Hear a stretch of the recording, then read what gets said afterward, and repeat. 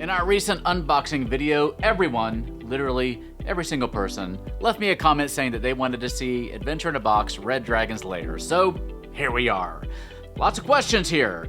Is there an adventure in the box? Are the minis new sculpts?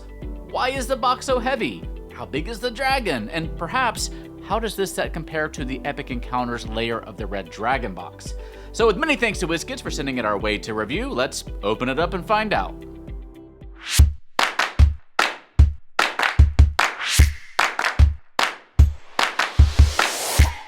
This video is brought to you by Hit Point Press. Are you ready to introduce a whole new style of dragon to your 5e campaigns? The Field Guide to Floral Dragons is a lushly illustrated hardcover book with 26 brand new floral dragons, plus pests, pollinators, and fungi, not to mention new magic items and poisons, all with rich lore, biology, habitats, stat blocks, and story hooks.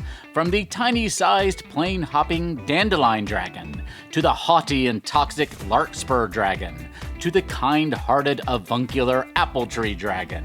You'll be able to get the book plus reference cards, minis, and more in the Kickstarter going on now. Use our links in the corner or in the doohickey down below. That is the Field Guide to Floral Dragons on Kickstarter now.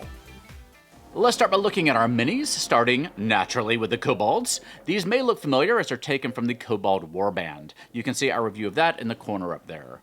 There were 8 minis in that set, and these were 5 of them, so they're not unique sculpts, but if you're wanting to expand your Kobold mini collection and don't mind a few dupes, here you go. And here is your large-sized young red dragon, which is a unique sculpt as far as I can tell. In my opinion, it may be our best young dragon mini yet. There was a flying red young dragon back in the 2020 Fangs and Talons set, but it was a little cartoony, and this one brings a little bit more of a sinister edge to it, which I like. Finally, we have the terrain pieces, which you can see here. First, you'll note the nice spotted dragon eggs and the small pile of loot, which are nice. Now, as far as the cave terrain itself, it's also reused from another set, namely the Elder Brain set, which you can see our review of up there in the eye in the corner now. The thing is, there is one difference between the two sets of terrain, at least in the ones that I've received. In this picture, you can see the Elder Brain terrain on the left and the new Red Dragon's Lair terrain on the right. The Elder Brain terrain has some nice dry brushing on it to make the terrain pop a little bit more, and the Red Dragon set lacks that.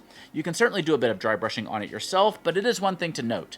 Now, if your terrain arrived differently, please let me know. If you saw my unboxing video, you know that this box is really heavy, and that's because of the really heavy and sturdy map pieces included, and if this were award season, this set would win most map. You get a ton of these big puzzle piece style map tiles. They won't even all fit on my table at the same time. They don't just form one big map though, well they kind of do, but we'll get to that in a minute, but they form 4 maps of various sizes. Let's work our way from the smallest to the largest. The smallest one is a single map tile called the Kobold Den. It has a usable floor space of 10 by 12 1-inch squares. There's a door entrance and a mine entrance, plus quite a bit of scatter terrain like barrels and boxes and disused weapons on a rack, plus a little makeshift campfire in the center. Next up is the 2-tiled pillared hall map with a floor space of 10 by 20. Quite a fun little map here with a little stage and some stained glass windows and a lava river. You have a door and a cave that can link back to the Kobold Den, and this is really one of my favorite little maps in the set. The next map is the Treasure Hoard Chamber with a winding little underground cave system. The map is 4 tiles big, and that's 15 by 21-inch squares, including a nice big loot room that you can toss your little loot mini onto if you like. And you've got your cave here for those 2 cave entrances.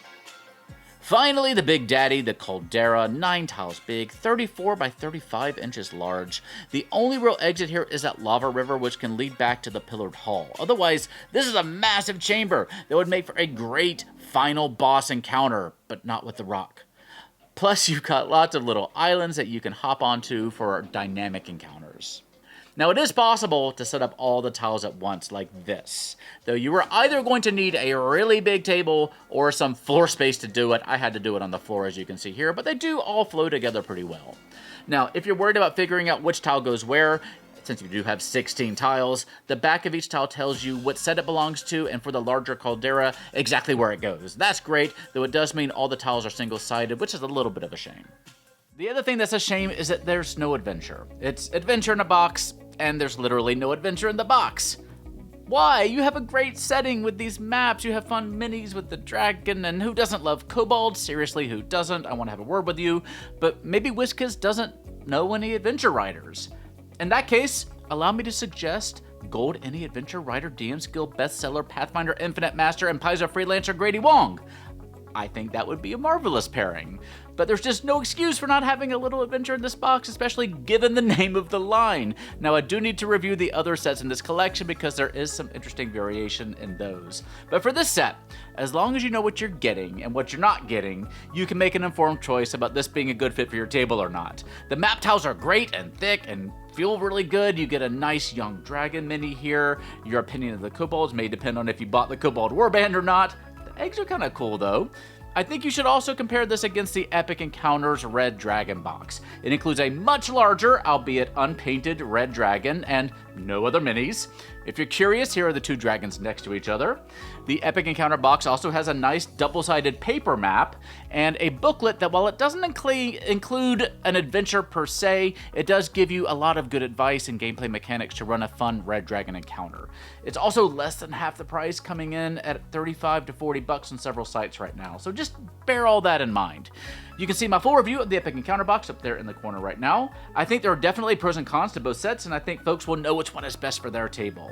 And I do know that being like really super opinionated one way or another helps build an audience with drama and debate, and if I come down real hard on one side or the other, that probably helps me, but ultimately, while both boxes have the same theme, they're kind of aimed at different audiences, and I'm just not interested in being like fake partisan here. You can watch both reviews and you'll know which is best for your table. I'll save my strong opinions for adventures. Adventure in a Box for Red Dragon's Lair is expected in April 2024 for between $75 and $100. Let me know what you think about it in the comments section down below. I'm really curious to hear what your thoughts on this one are. Also, remember to check out our Floral Dragon Kickstarter from Hit Point Press.